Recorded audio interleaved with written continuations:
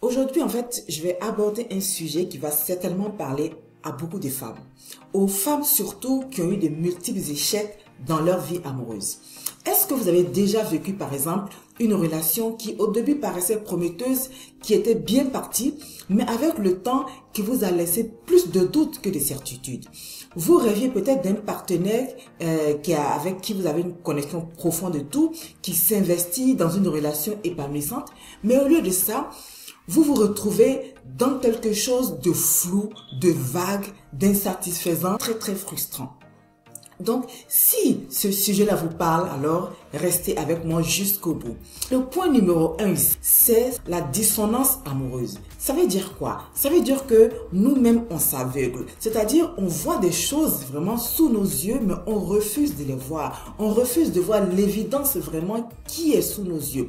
Vous êtes dans une relation, mais vous ne savez jamais vraiment où est-ce que vous en êtes. Les discussions sur l'avenir sont vagues, voire même ce sont des discussions qui sont évitées complètement. Vous-même, vous finissez par trouver des excuses à cet homme-là pour justifier son manque d'engagement. Ça fait quand même peut-être quelque temps que vous êtes ensemble et tout, mais vous savez même pas où vous êtes avec cet homme-là. Donc vous-même maintenant, vous commencez maintenant à justifier ce genre de relation qui est dans le flou, vraiment dans une nébuleuse totale.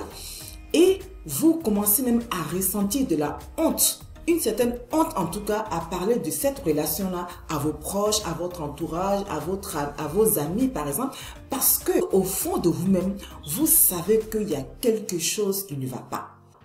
Pourquoi est-ce que beaucoup de femmes, par exemple, se mettent dans une relation comme ça où elles-mêmes, elles ne savent même pas où elles vont, mais elles y sont?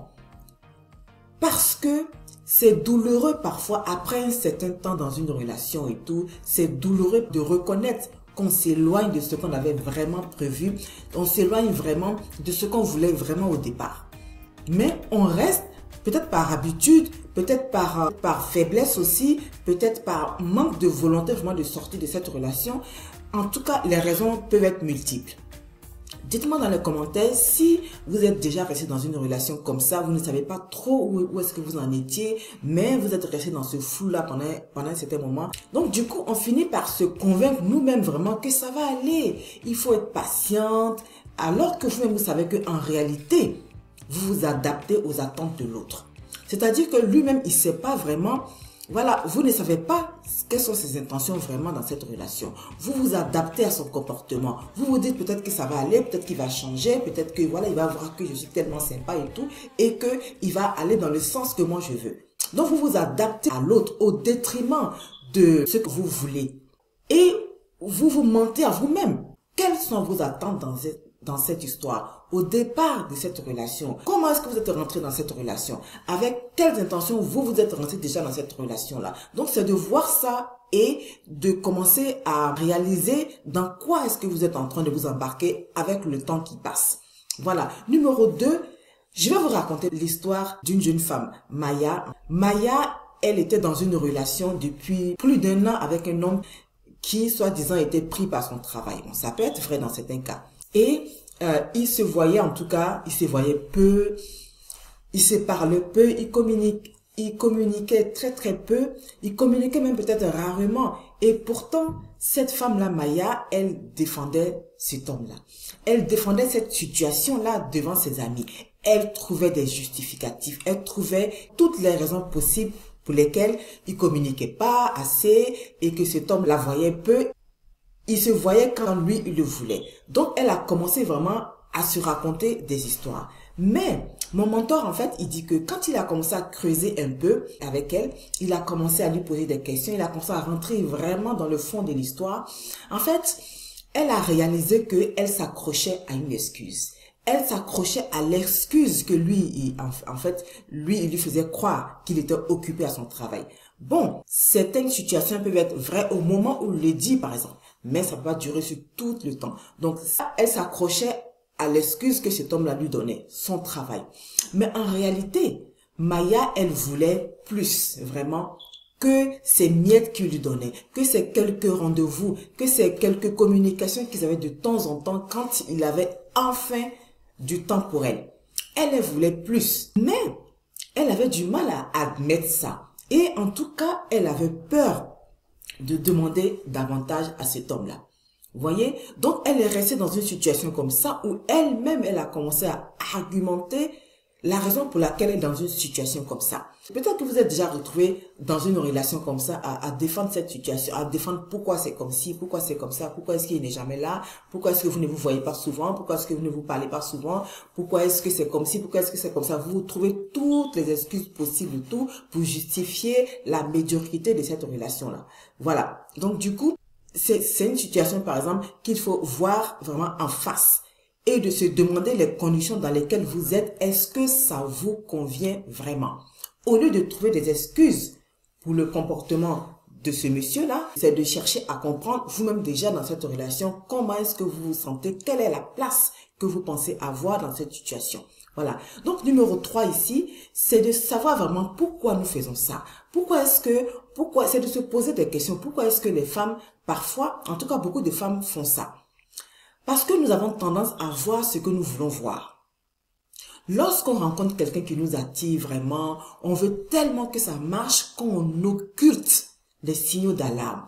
Qu'on efface complètement certains signaux vraiment qui doivent nous alerter, on les efface complètement. C'est vraiment un biais très humain, hein? C'est un biais cognitif très humain. Tous les humains font ça aussi parfois. On veut croire que notre patience va payer, on veut voir ce qu'on a envie de voir. En tout cas, du côté où nous on a envie de voir, on refuse de voir l'autre côté qui va pas nous arranger. Donc, on essaie vraiment d'aller du côté qui va nous convaincre que la situation dans laquelle on est bien, même si la réalité est tout autre. Comment on veut être bien patiente, on veut bien croire que ça va aller et tout, et que votre patience va payer. Donc, on va s'accrocher. Donc, vous vous accrochez aux petits moments, aux miettes de moments qu'il vous donne quand il est là, quand il veut bien vous voir. Ces petits moments-là où il vous montre un peu d'intérêt, vous préférez ça.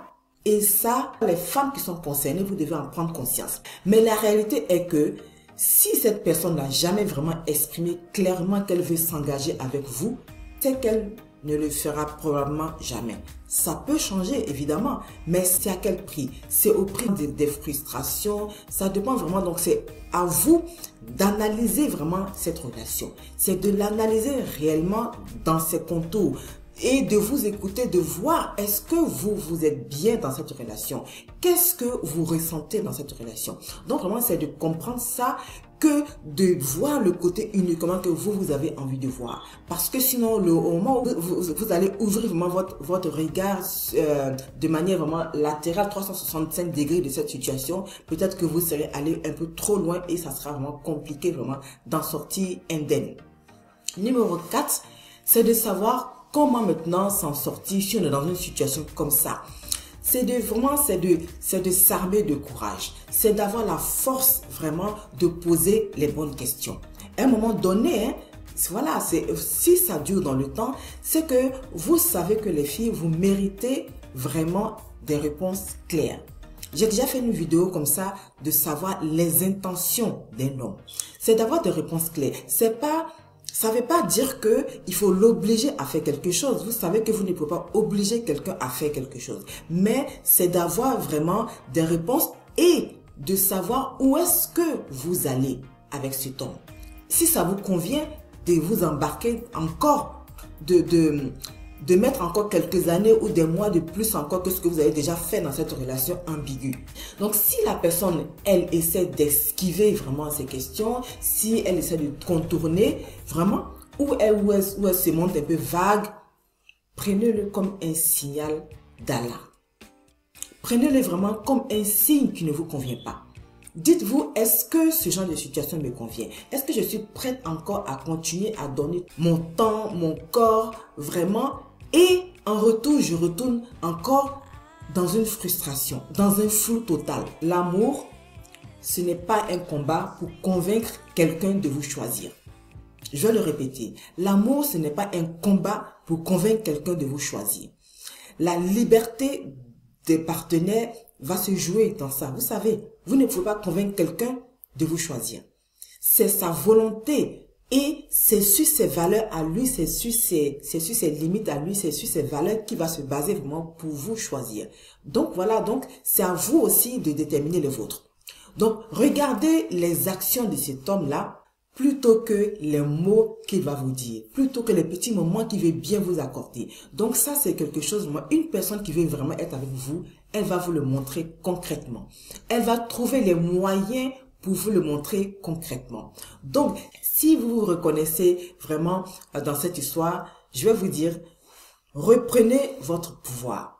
Reprenez votre pouvoir parce que c'est une relation qui va vous abîmer au fur et à mesure, si ça dure dans le temps. Donc voilà, sachez que vous n'êtes pas seul. Moi aussi, j'ai connu ça. Quand j'ai préparé ce sujet-là, avant de vous le proposer aujourd'hui, je me suis revue dedans, en train de me dire que, oh mon Dieu, si je suis pas trop exigeante, il va voir que je suis une femme sympa, je suis pas trop exigeante, je demande pas trop, et ça va aller, il va revenir. Mais non, à chaque fois, c'était des petits moments comme ça, des petits moments comme ça, des petits moments comme ça et tout, où je me sentais vraiment bien, dans une période de courte durée. Vraiment. Et après, le cycle reprenait. Le cycle de la frustration. Le cycle de l'énervement parfois. C'était ça, quoi. C'était vraiment ça. Donc, je me suis reconnue dans ce sujet-là tellement. J'espère que vous allez comprendre ça et que vous allez analyser la situation dans laquelle vous êtes en ce moment. Et que vous ne savez pas trop cet homme-là, sur quel pied danser avec lui. C'est le moment de vous poser et de se dire, oh, dans quoi je me suis embarqué? Voilà. Est-ce que ça me convient? Est-ce que je continue? Ou est-ce que j'en parle? Quand vous avez le pouvoir de changer les choses, votre temps et votre amour ont de la valeur. Ne les gaspillez pas sur quelqu'un qui vous maintient dans le flou. Voilà. Dites-moi en commentaire ce que ce sujet-là fait résonner en vous. Est-ce que vous avez connu ça et comment surtout vous en êtes sorti? De me dire où est-ce que vous en êtes aussi, si vous êtes tous dans cette situation, si vous pensez que vous êtes tous dans cette situation-là aussi, vous pouvez me poser toutes les questions possibles et tout, et vous pouvez même me contacter pour qu'on en parle, pour qu'on échange vraiment sur la situation que vous avez en ce moment. C'est très très important pour moi aussi d'échanger avec les personnes par exemple qui regardent mes vidéos. Voilà, ça ne vous engage à rien, au contraire, ça nous fait avancer. Je voulais aussi vous dire que pour les femmes vraiment qui sont dans cette situation, qui sont un peu perdues, qui savent pas trop comment reprendre confiance, comment travailler sur elles et tout pour pouvoir reprendre le pouvoir de leur relation amoureuse, j'ai créé une formation qui va bientôt démarrer. Vous allez pouvoir nous rejoindre dans ce programme-là et nous allons faire un voyage puissant ensemble et tout. Donc voilà. Tous les liens seront mis dans la description. Prenez soin de vous. Abonnez-vous si vous êtes nouvelle ici. Bienvenue à vous. Abonnez-vous. Partagez aussi à d'autres femmes pour que ça puisse les aider au maximum et tout. Donc, merci beaucoup. Prenez soin de vous. Prenez soin de votre cœur. Et comme je dis toujours, rien un jour, rien toujours.